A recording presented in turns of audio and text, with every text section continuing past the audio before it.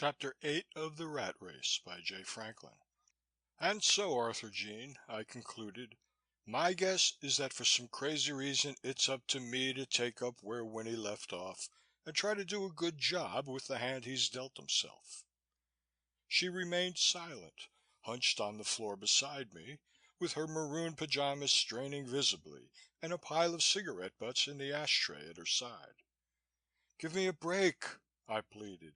When I tried to tell my wife, Winnie's wife, Mrs. Tompkins, that is, all she could think of was to send me off to a plush-lined booby hatch until I was sane again. The others, at least Virginia Rutherford, are beginning to suspect that something is wrong, and that damn dog knows it. So be original and pretend that I might be telling the truth.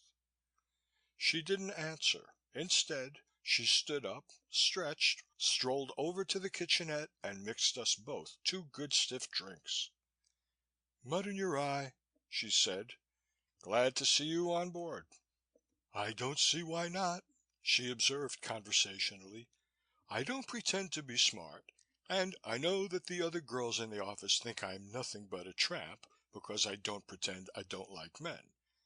But I'm damned if I think that Winnie, who is one of God's sweetest dumbbells, could have dreamed up anything as screwy as this." "As I remember him, he wasn't any too bright," I said. "Skip it.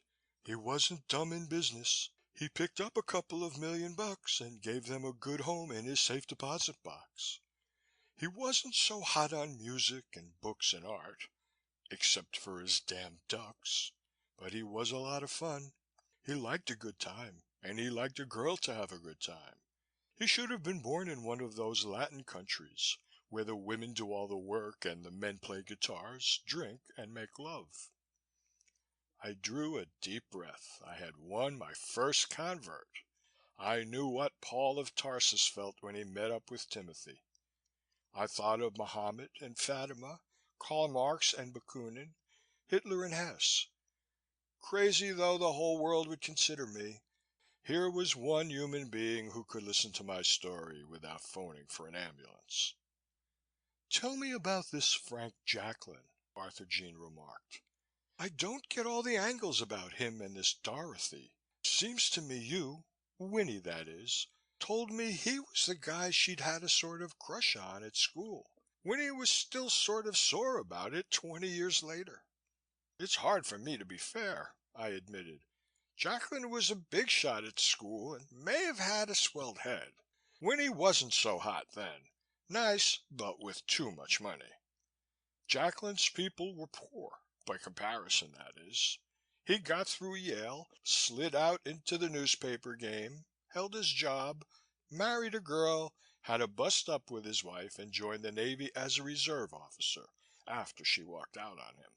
The Navy assigned him to PRO work and sent him to the Pacific." "He sounds like a heel," she observed, "leaving his wife like that. Tell me more about her. Is she pretty?" I thought a long time. "I don't quite know," I said finally. "I never knew. She was necessary to me, long after I was necessary to her. She had a mole on her left hip and a gruff way of talking when she was really fond of me. I guess she got tired of living in Hartford and took it out on me." "Any kids?" I shook my head vigorously. "Cost too much on a newspaper salary. She said she didn't want any until we could afford them. I was fool enough to believe her. Then, when we could afford them, she didn't want them. Can't say I blame her." "Did she make you happy?" "Of course not. Who wants to be happy? She made me miserable. But it was exciting to be around her. I never knew what I'd find when I got home. A knockdown, drag-out fight over nothing at all, or hearts and flowers equally over nothing." Arthurjean yawned. "That part's convincing," she agreed. "I'll play this one straight. You're Frank Jacklin and Winnie Tompkins rolled into one. The point is, where do we go from here? Let's see you sign Jacklin's name." I pulled out Winnie's gold lifetime fountain pen and wrote Frank E. Jacklin over and over again on the back of an envelope. She studied it carefully. "That's no phony," she agreed, and it's nothing like Winnie's handwriting. Think I could get a check cashed on it? Let's try, I suggested. Tomorrow, when I get to the office, I'll predate a check on the Riggs Bank at Washington. You mail it in for collection and we'll see if it clears. She shook her head. No dice. If I tried that, first thing we know, we'd have the ABA dicks after you for forgery. Can you think of anything else? Not unless you go to Washington and see Dorothy in OSS and ask her to verify my handwriting. Or wait, you can go and talk to her and notice whether she wriggles her nose to keep her spectacles up. You can find out whether she's still nuts about Prokofiev. You can ask if she still thinks that Ernest Hemingway is a worse writer than Charles Dickens, and whether she still uses Chanel's Gardenia perfume. That's enough, she interrupted. But how am I going to get to Washington and do all these things? Next week, I said, you and I can fly down on a business trip. War contracts, cutbacks, something official. And while I'm being whipsawed by the desk heroes, you can check on Dorothy. See if I'm not right. She nodded. That's one way. What can we cook up? The office is tied up in estate work, and that leaves no chance for Uncle Sam. You get what he leaves the heirs, and they tell me that the inheritance tax is here to stay. I considered the problem. Tell you what, Arthurjean, I replied. I've been thinking this over. The war's going to end this summer. What I saw on the Alaska means that nobody can hold out against us. The Germans are on their last legs. But most of the wise guys are saying that it will take from 18 months to 2 years to clean up Japan. 1 million casualties, billions of dollars. This thorium bomb will do the trick and the war will be over by Labor Day.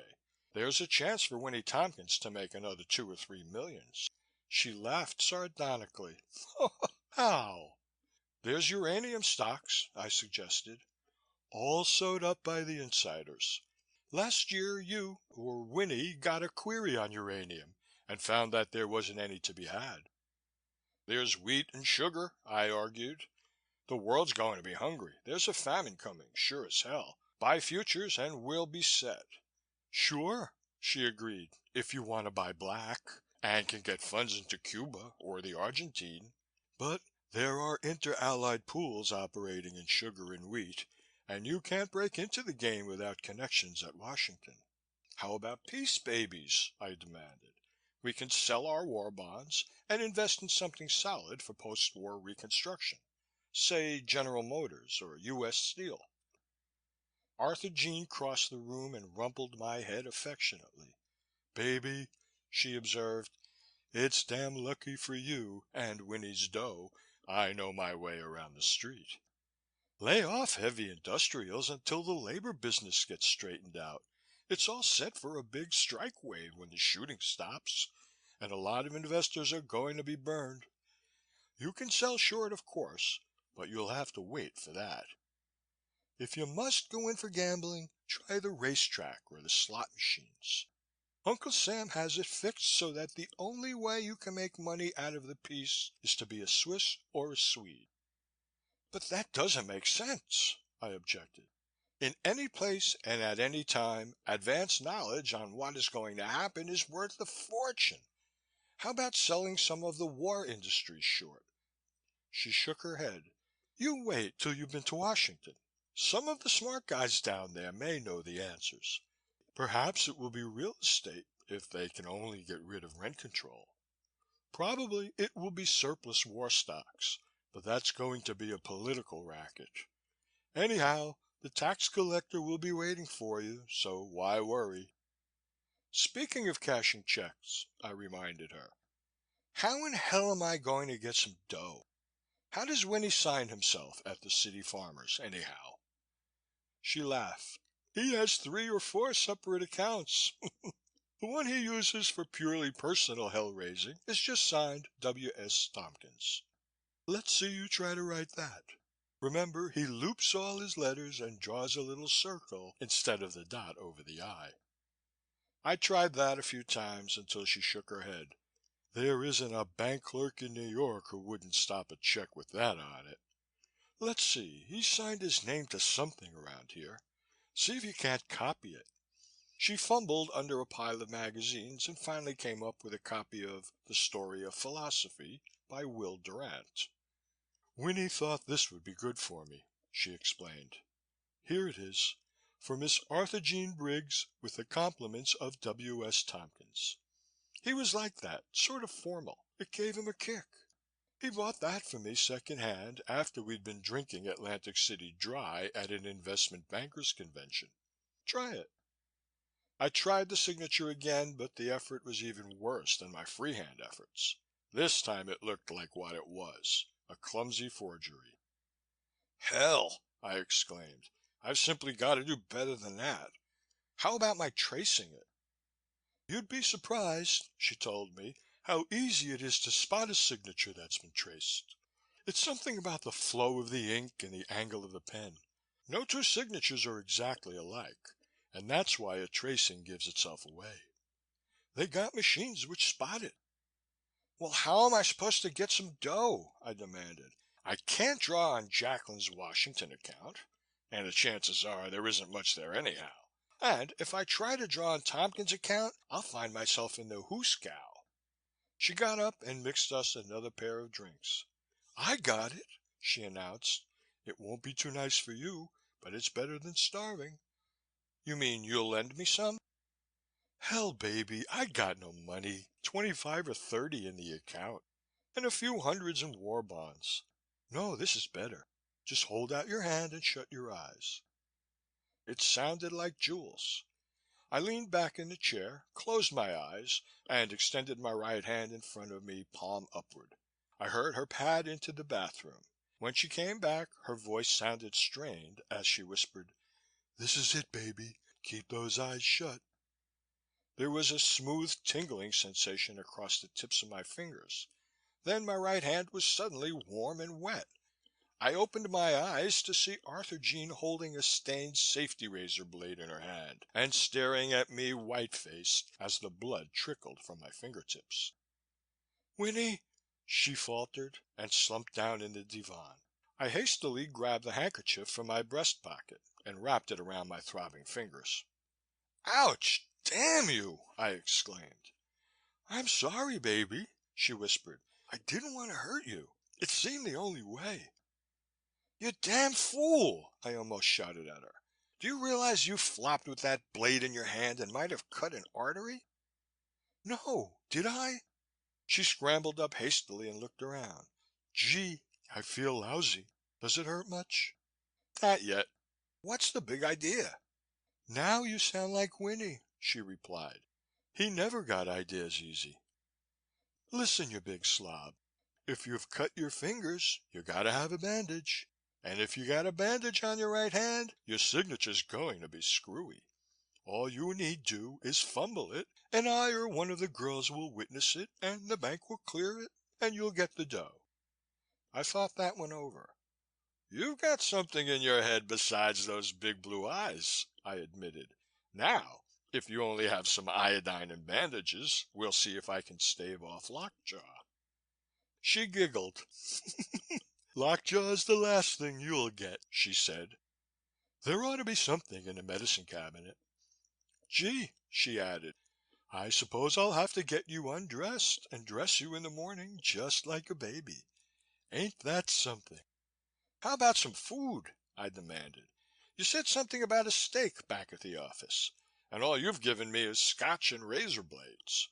You get on with your cooking and let me try to fix my hand." I went into the bathroom, located some mercurochrome and a box of Band-Aids. Once the flow of blood had slacked, I managed to incapacitate myself sufficiently for the purpose of forging Winnie Tompkins' signature. "Say, Winnie!"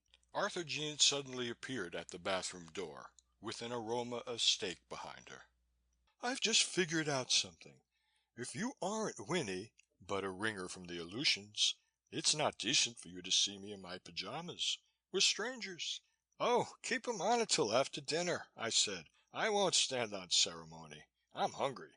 She laughed. "You sure can make like Winnie," she admired. "Jesus, the steak's burning." End of chapter 8.